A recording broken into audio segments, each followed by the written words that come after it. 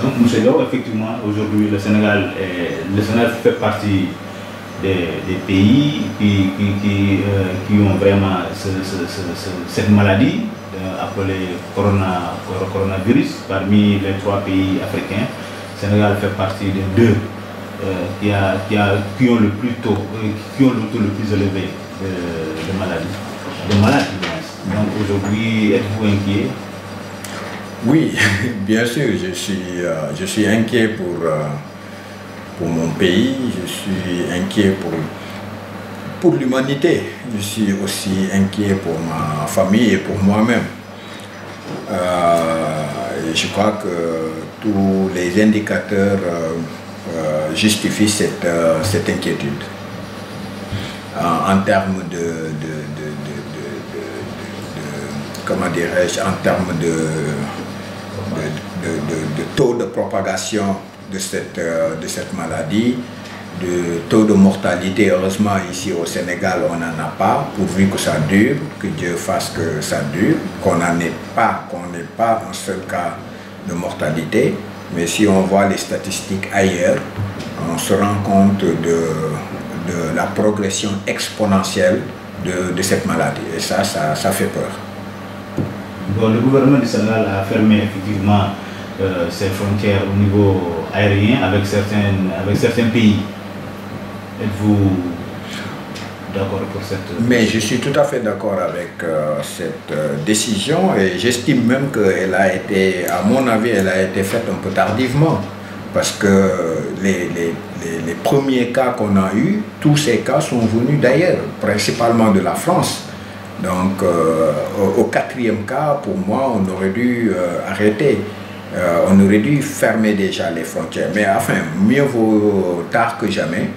En tout cas, je salue cette initiative du président de la République, du gouvernement du Sénégal, qui a eu le courage quand même. Tout le monde sait ici l'influence très forte et la capacité de mobilisation que les familles religieuses de toute obédience ont, que ce soit chez nos parents chrétiens, les mourides, les tidjanes et consorts.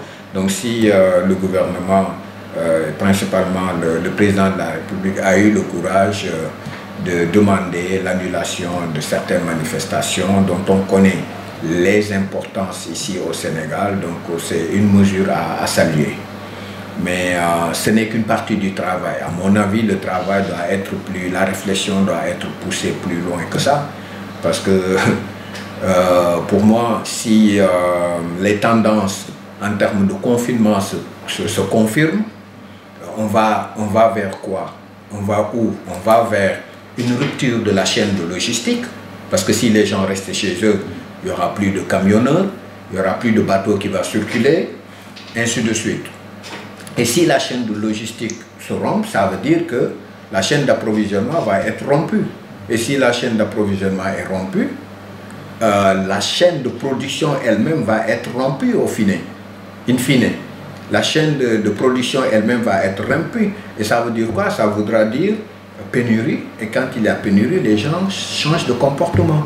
Et ces comportements, il faudrait que dès à présent, qu'on anticipe sur les mesures à prendre pour que ces comportements puissent être des comportements positifs au lieu d'être des comportements négatifs.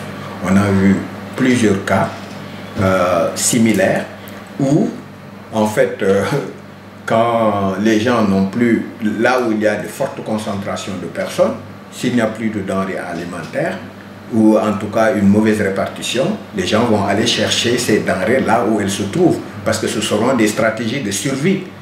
Les gens ne vont plus fonctionner avec une rationalité, mais c'est de la nature humaine même de développer des stratégies de maintien en vie. Et ces stratégies de survie peuvent mener à énormément de choses. Donc c'est maintenant qu'il faut penser, faire ces projections, essayer de faire un peu de prospective dans le moyen terme et dans le long terme, et essayer de parer au maximum à ces éventualités. Donc aujourd'hui, sur le 27 cas, il y a 2 cas qui sont guéris. Êtes-vous confiant de notre médecine?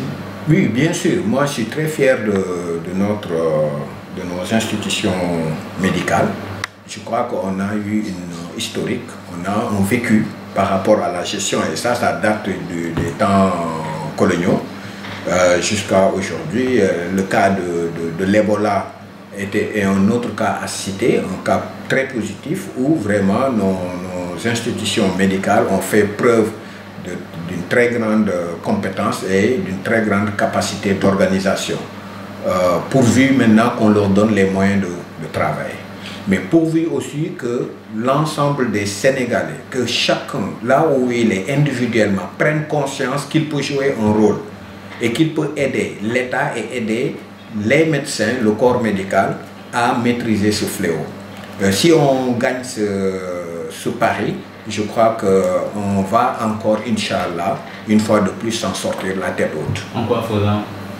En quoi faisant, c'est-à-dire chacun doit s'approprier les mesures qui ont été édictées, les mesures d'hygiène, penser à se protéger, à protéger son prochain, fût-il ton ami, ton frère, ta fille, ta femme, fût-il le voisin ou un étranger. Nous sommes tous des êtres humains. Si chacun est conscient que avant de profiter de quelconque disposition, il doit en être lui un acteur et en faire profiter aux autres, je crois que le cumul de cette somme de comportements positifs ne va donner qu'un résultat positif, ne pourra donner qu'un résultat positif.